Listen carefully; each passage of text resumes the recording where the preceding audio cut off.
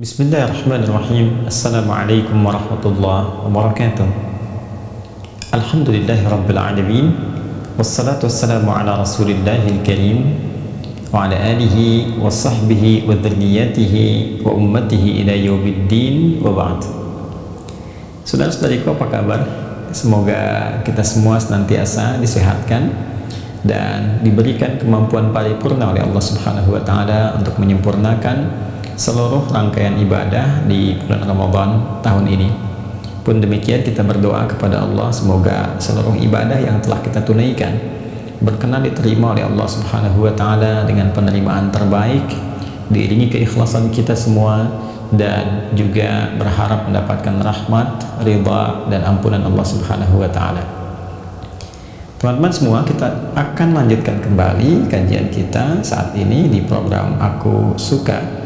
Ayo kultum sejenak untuk berbuka, kembali ke pencerahan dari kisah-kisah para nabi Allah Subhanahu wa taala yang pernah beraktivitas, bertugas di muka bumi, baik sebagai khalifatullah fil ardi, juga sebagai penunjuk dengan izin Allah kepada para umat mereka, termasuk kita sampai dengan saat ini, untuk menyempurnakan ibadah kita kepada Allah Subhanahu wa taala sebelum kembali menghadap ke haribaannya. Saat ini kita akan melanjutkan kajian di pertemuan yang lalu terkait dengan keberlangsungan hidup Adam alaihissalam dan istrinya Hawa sejak mula diturunkan ke muka bumi. Kita akan masuk kepada kisah yang sangat penting, bagaimana Adam alaihissalam mulai menjalani kehidupan awal berumah tangga dengan Sayyidah Hawa dan mengawali misi sebagai khalifah, pemakmur, penyukses, pembangun harmoni, dan saat yang bersamaan tentu diberikan kesan sebagai pengganti kehidupan para jin sebelumnya yang ditugaskan dan tidak berhasil, dan juga memberikan kesan bahwa tugas Adam alaihissalam, Hawa alaihissalam akan dilanjutkan oleh generasi-generasi selanjutnya dari kalangan anak keturunannya sampai kita saat ini, sampai dengan kehidupan berakhir. Dan itu semua tentu akan bernilai ibadah di hadapan Allah Subhanahu wa taala sesuai dengan komitmen niat yang kita bangun. Bagaimana kehidupan Adam dan Hawa berlangsung dalam kehidupan rumah tangga sehingga melahirkan keturunan sampai dengan kita saat ini yang coba kemudian kita akan tampilkan, baik dari keterangan Al-Quran ataupun penguat hadis-hadis Nabi Muhammad SAW, ataupun saripati dari keduanya yang dikutip oleh para ulama kita dan sampai kepada kita semua. Saat ini kita akan bersama Al-Quran surah ke-5 Al-Maidah dari ayat ke-27, dan kita akan mengambil kemudian di antara penjelasnya di kitab masih Al-Bidayah wan Nihayah karya Al-Imam Ibnu Katsir rahimahullah yang ada pada jilid pertama. Dari 21 jilid, ini di jilid yang pertama kita akan coba tampilkan dari halaman 143 sampai halaman 144 sebagai pembukanya. Baik, langsung saja kita masuki Quran surah ke-5 Al-Maidah dari ayat ke-27. Allah Subhanahu wa taala berfirman, "Watslu 'alaihim naba'abnai Adama bil haqqi idh qarraba qurbanan fatuqabbala min ahadihima wa lam yutaqabbal min al-akhar qala la aqtulannaka qala innama yataqabbalu Allahu minal muttaqin." Baik, mari kita lihat sejenak di sini teman-teman sekalian. Kita akan lihat dulu secara tekstual dan berkata bagaimana kemudian kisah ini ditampilkan kepada kita semua. Watslu 'alaihim naba'a bnai Adama bil haqqi. Muhammad sallallahu alaihi wasallam bacakan, pahamkan kepada mereka di sini. Tentunya kalau kita merujuk kepada keterangan-keterangan tafsir ada ragam maknanya. Bisa jadi terkait dengan ahli kitab yang juga banyak menyoal kepada Nabi sallallahu alaihi wasallam dengan meminta dikisahkan tentang kisah-kisah orang-orang di masa lalu yang kadang-kadang juga hanya sekedar untuk menguji, yang kisah-kisah yang kadang tidak masuk akal gitu ya, namun untuk menguji konsistensi nubuat Rasulullah SAW. Mereka bertanya tentang kisah Dzulkarnain misalnya, mereka bertanya tentang kisah Ashabul Kahf misalnya. Pun demikian mereka bertanya tentang kisah dua anak Adam alaihissalam yang tentu kita akan baca dan sajikan pada keterangan kita saat ini. Baik, Watlu alaihim, Muhammad SAW bacakan, terangkan kepada mereka. Dan ini inspirasi juga kepada kita semua, karena apa yang diterangkan oleh Nabi SAW dari wahyu ayat Al-Quran, baik itu kepada ahli kitab misalnya, kalangan tertentu, ataupun juga komunitas yang ada pada masa itu, baik dari kalangan sahabat Nabi SAW ataupun umat secara umumnya pada masa itu yang masih belum beriman. Maka kaidah di Asbabun Nuzul mengatakan al-ibratu bi'umumil lafzi la bi khususis sababi. Hukum itu, kisah itu, inspirasi itu dinilai dari keumuman lafaznya, bukan dilihat dari kekhususan sebabnya. Artinya sekalipun sebabnya khusus misalnya pada kalangan tertentu, tapi kalau nuansa maknanya dari kata yang ditampilkan umum, maka inspirasi itu pun berlaku untuk kita semua, bahkan semua generasi sampai kehidupan berakhir. Baiklah, watlu alaihim naba abnai adam bil haqqi, bacakan kepada mereka Muhammad sallallahu alaihi wasallam, ceritakan, kisahkan, pahamkan tentang kisah dua anak Adam, namun sampaikan dengan benar. Bil haqqi, kata hak ini biasanya di dalam Al-Quran menunjuk pada satu kosakata dengan makna kebenaran mutlak, yang biasanya seluruhnya bersumber dari Allah Subhanahu wa Ta'ala. Karena itu kata al-haq misal ditemukan di Quran surah kedua Al-Baqarah ayat 147, al-haqqu min rabbika fala takunanna minal mumtarin, yang semua hak itu kebenaran mutlak sumbernya dari Rabb Muhammad SAW, dari Allah Subhanahu wa Ta'ala. Maka kalau sudah datang yang hak yang bersumber dari Allah, tidak ada celah untuk meragukannya.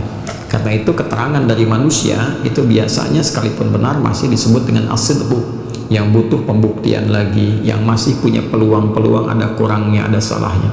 Tapi semua yang bersumber dari Allah disebut hak, kebenaran mutlak yang paripurna, yang sejati sifatnya. Karena itu ketika Nabi Muhammad SAW diminta mengisahkan tentang kisah dua anak Adam alaihissalam dengan hak, ini memberikan kesan bahwa cerita yang beliau sampaikan, kisah yang akan diutarakan, dibimbing langsung oleh Allah Subhanahu wa Ta'ala. Karena itu sifatnya benar. Di antara sekian banyak kisah yang mungkin versinya bisa beragam sampai ke era Nabi di masa itu, bahkan sampai ke kita saat ini. Maka kalau banyak kisah-kisah ragamnya, maka kembalikan kepada keterangan Al-Quran ini, karena ini yang paling hak ya. Idh qarraba qurbana fataqabbala min ahadihima wa lam yutaqabbal min al-akhar. Ketika keduanya itu menyampaikan satu korban. Korban di sini kita akan lihat nanti keterangan yang lebih dalam apa yang dimaksud korban di sini dan seperti apa syariatnya berlangsung. Kita bacakan terlebih dahulu teksnya, lalu kita lihat bagaimana penjelasannya. Dari korban yang dilakukan oleh kedua anak Adam ini, fataqabbala min ahadihima, satu diterima oleh Allah Subhanahu wa Ta'ala, wa lam yataqabbal min al-akhar, yang satu tertolak. Qala la aqtulannak, maka yang korbannya tertolak ini dia berkata kepada saudaranya yang korbannya diterima, aku akan membunuhmu ya. Kemudian qala innama yataqabbalullahu minal muttaqin, maka yang diancam ini dari saudaranya tadi terancam oleh kata-kata untuk dibunuh oleh saudaranya yang lain. Dia berkata innama yataqabbalullahu minal muttaqin, sungguh korban yang diterima oleh Allah itu hanya dari kalangan orang-orang yang bertakwa. Baik teman-teman sekalian, satu ayat ini dulu kita akan lihat bagaimana kisah yang ditampilkan dari keterangan yang dinukil oleh Al-Imam Ibnu Katsir dari riwayat-riwayat sebelumnya. Bismillahirrahmanirrahim, kita masuk ke halaman 144. Fadzakar as-Suddi, maka Imam As-Suddi menyampaikan an Abi Malik, dari Abi Malik, an Abi Saleh, dari Abi Saleh. Ini runtutan transmisi riwayatnya dulu. An Ibnu Abbas radhiyallahu taala anhuma, dari Ibnu Abbas radhiyallahu taala anhuma, wa an Marrah wa an Ibnu Mas'ud, dan dari Marrah dari Ibnu Mas'ud, wa an nasin minas sahabat, dan dari sekelompok kalangan dari sahabat. Mereka mengisahkan ya, ini Masya Allah, ini riwayatnya banyak sekali nih, dari Ibnu Abbas, dari Marrah, dari Ibnu Mas'ud, dari sekelompok orang sahabat ya. Mereka mengisahkan anna Adama kana yuzawwiju dzakara kulli batnin bi unthal akhar. Adalah Adam alaihissalam dibimbing oleh Allah Subhanahu wa Ta'ala, diberikan perintah untuk membangun keturunannya dengan cara menikahkan setiap yang terlahir itu dengan pasangan yang berikutnya. Jadi dengan izin Allah Subhanahu wa Ta'ala, Hawa ini ketika mengandung dan melahirkan, selalu lahirnya kembar, laki-laki perempuan, laki-laki perempuan. Dan Adam diperintahkan, dibimbing oleh Allah Subhanahu wa taala untuk menghadirkan generasi yang berketurunan dari situ, dan polanya adalah menikahkan yang lahir saat ini yang kembar kemudian dipasangkan dengan yang berikutnya. Jadi bukan satu pasangan dari kelahiran yang sama lantas dipersatukan atau dinikahkan, tapi sifatnya disilang.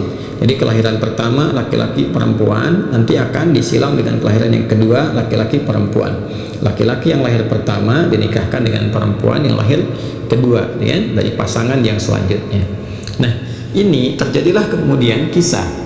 Ada yang menyebutkan di sini yang pertama lahir itu ada Qabil, kan? Ada yang menyebutkan namanya Qabil, walaupun sebagian menyebut bahwa nama Qabil ini cerita dari Israiliyat, tapi cukup viral, ya, cukup viral dan ditampilkan sampai ke para sahabat juga menyampaikan nama yang dimaksudkan, termasuk dikutip dari bukunya Al-Bidayah wan Nihayah karya Al-Imam Ibnu Katsir rahimahullah.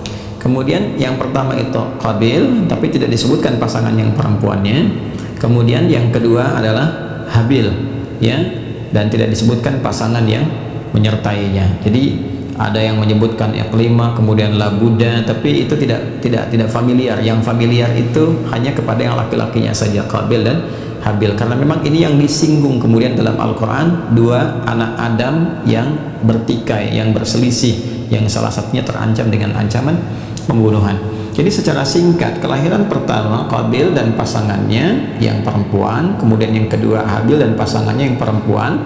Untuk melanjutkan berketurunan itu hukumnya harus disilang. Qabil mesti menikahi pasangannya Habil, Habil menikahi pasangan lahirnya Qabil. Jadi di sini pasangannya dimaksudkan pasangan lahir.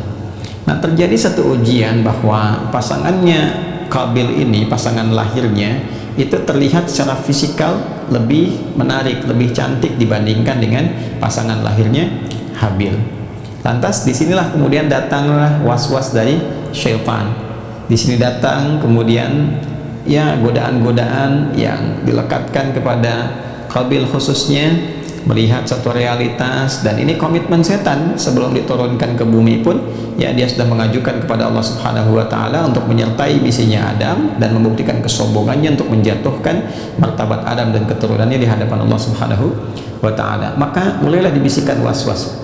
Mulailah kemudian teman-teman sekalian digoda Qabil itu bahwa sesungguhnya yang layak untuk jadi pasanganmu itu ya yang lahir bersamaan dengan engkau. Itu yang harusnya menjadi pendampingmu, jadi istrimu, pasanganmu dengan wajahnya, parasnya dan sebagainya. Sehingga terjadilah kemudian di sini satu perselisihan. Qabil mengajukan kemudian satu pertimbangan kepada ayahandanya, permintaan supaya dinikahkan ya berdasarkan lahir pasangannya saja. Kenapa harus disilang? Dia kurang lebih demikian. Maka dijelaskanlah oleh Adam alaihissalam bahwa itu petunjuk, ketentuan dari Allah yang memang harus berlangsung demikian. Nah, itu nanti hikmahnya teman-teman sekalian akan dibawa ke dalam dunia pernikahan, dunia rumah tangga. Yang dalam pernikahan itu kita akan kenal nanti ada bagian mahram dan non mahram, dan dianjurkan semakin menjauh dari mahram itu, semakin keluar dari lingkaran mahram itu yang kemudian dibenarkan untuk dinikahi.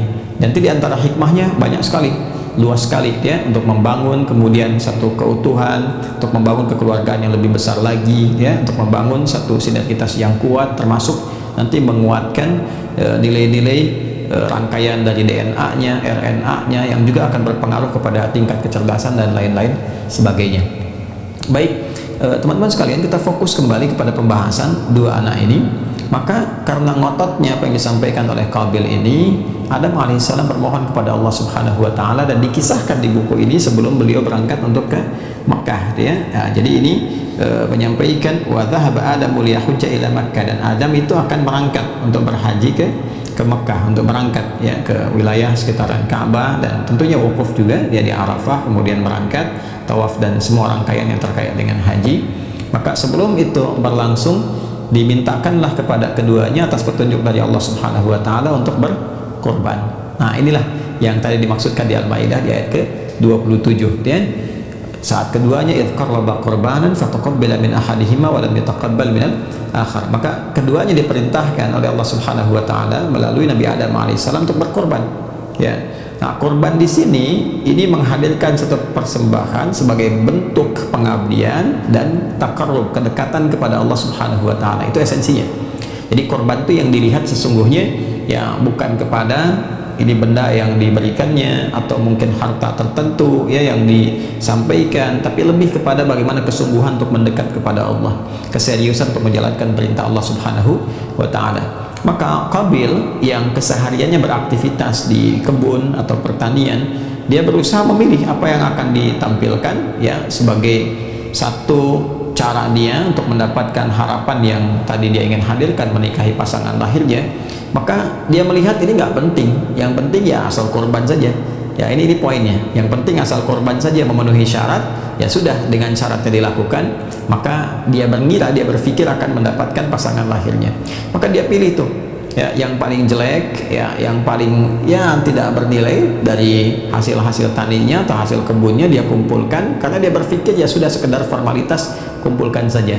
Dan dalam pikirannya boleh jadi dia menduga bahwa Tuhan kan nggak butuh ini gitu ya, yang makannya manusia dan sebagainya. Itulah was-was setan itu.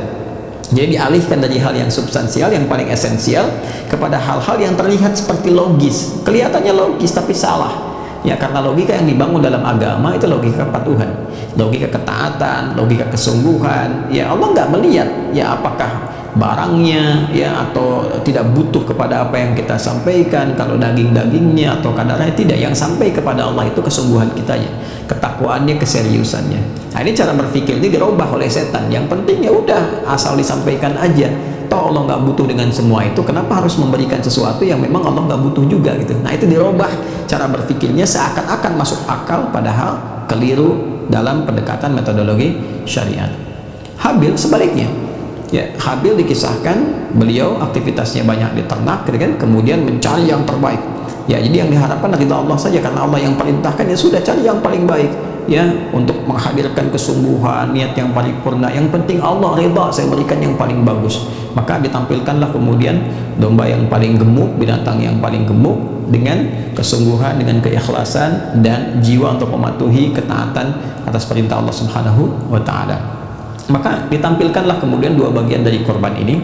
Ada riwayat lain juga yang menyebutkan bahwa sebetulnya Qabil dengan Habil sama-sama peternak, tapi yang ditampilkan oleh Habil yang paling bagus ternaknya, yang Qabil ditampilkan yang kurus, yang nggak ada dagingnya dan sebagainya, dengan cara pandang yang tadi dibisikkan oleh setan tadi. Jadi di Qabil ini ada dua versi untuk peternak, versi untuk petani. Dua-duanya cukup familiar, walaupun yang petani itu yang paling banyak diriwayatkan kan, atau perkebun yang paling banyak diriwayatkan. Maka secara singkat, fatuqabbala min ahadihima, korbannya Habil, kita sebut saja Habil tadi ya, itu diterima oleh Allah Subhanahu wa taala karena dilihat kesungguhannya, keseriusannya, keikhlasannya, ketulusannya untuk mendekat kepada Allah.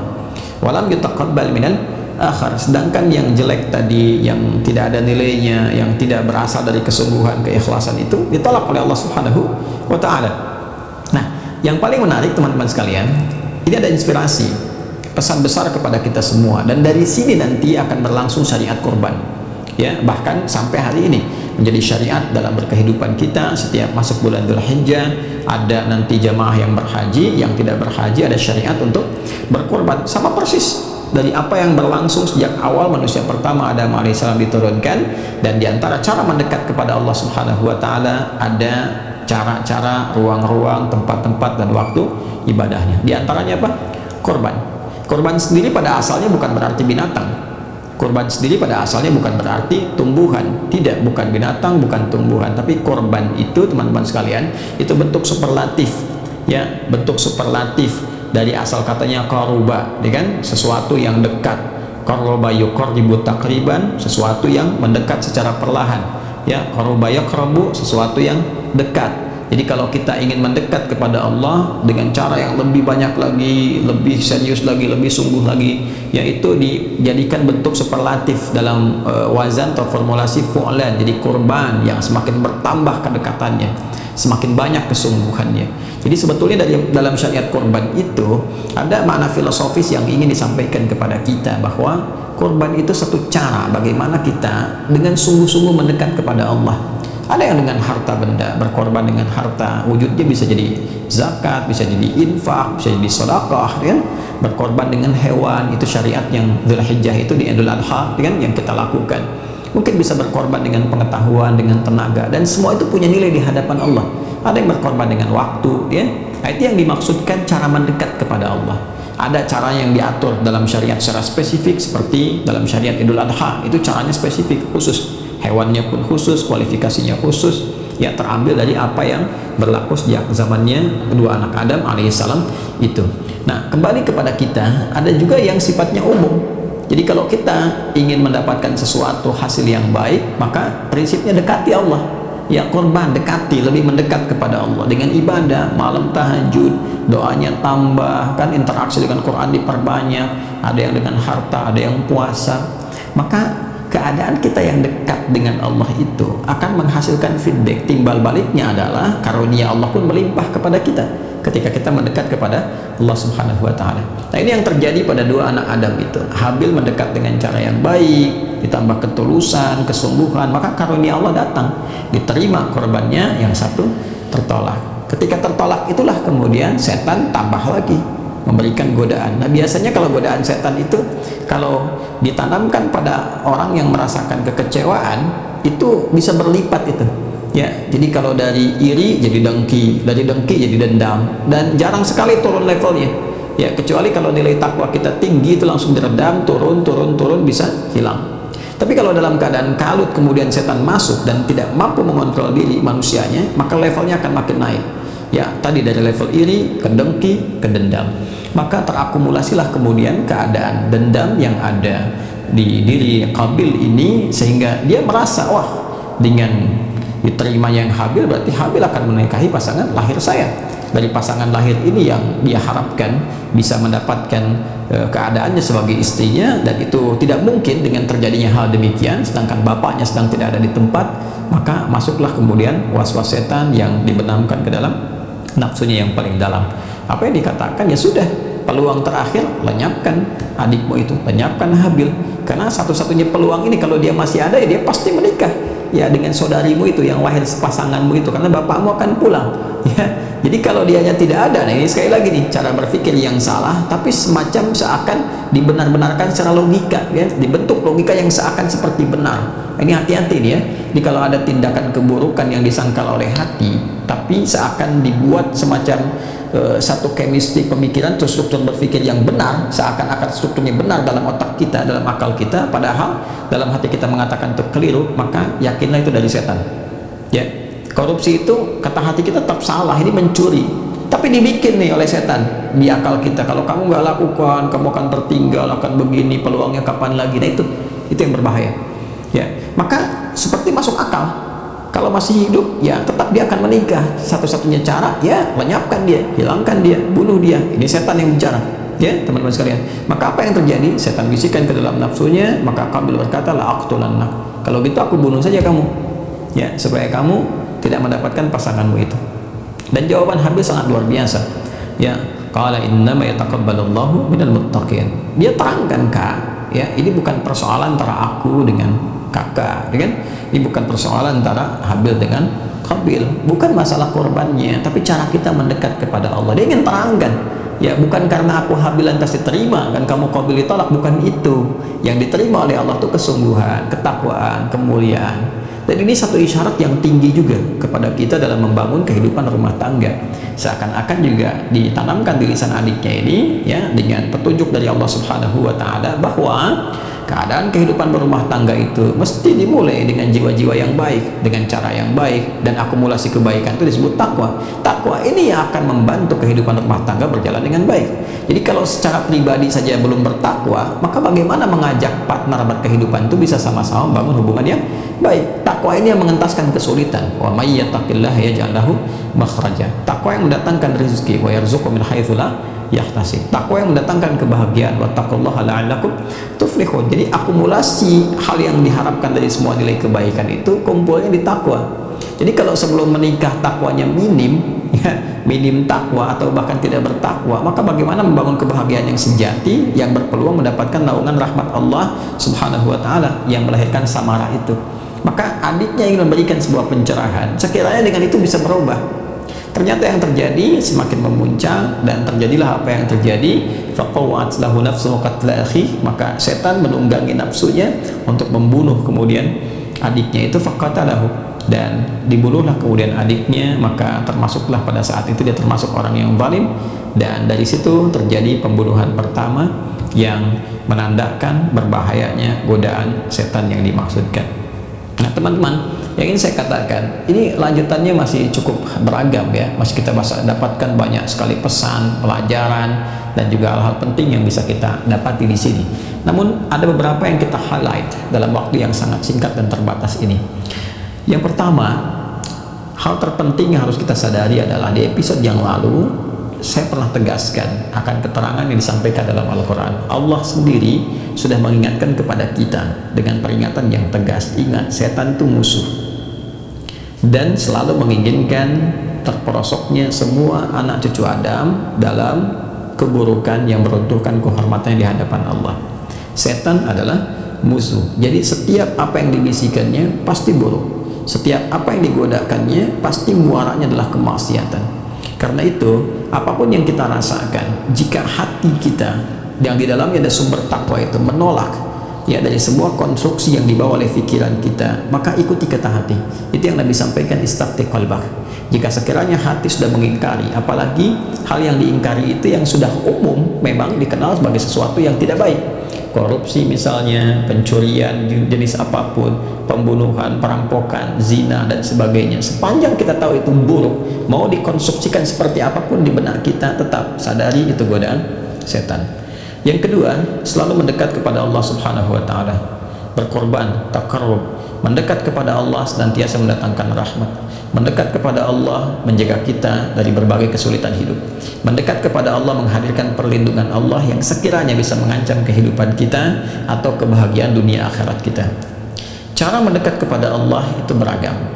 Ada yang sifatnya diatur oleh syariat tertentu, syarat ketentuannya seperti korban dalam konteks Idul Adha.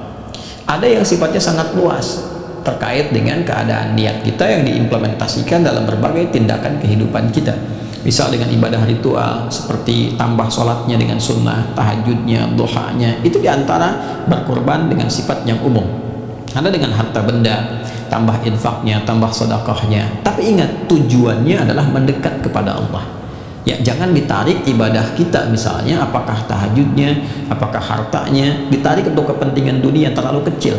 Ya, walaupun ada isyarat kebolehan, tapi terlalu kecil, terlalu rendah. Apalagi menarik kepentingan akhirat kepada dunia, itu bertolak belakang dengan nas. Walal akhiratu khairul laka minal ula. Maka jika ada kesulitan, ada keinginan ya untuk mendapatkan rahmat Allah, itu boleh kita lakukan dengan cara menambah ibadah, tapi tujuannya untuk mendapatkan rahmat, bukan menarik kepada kepentingan dunia, supaya Allah ridha, supaya Allah berikan rahmat, supaya Allah kasih jalan keluar. Itu yang dimaksudkan.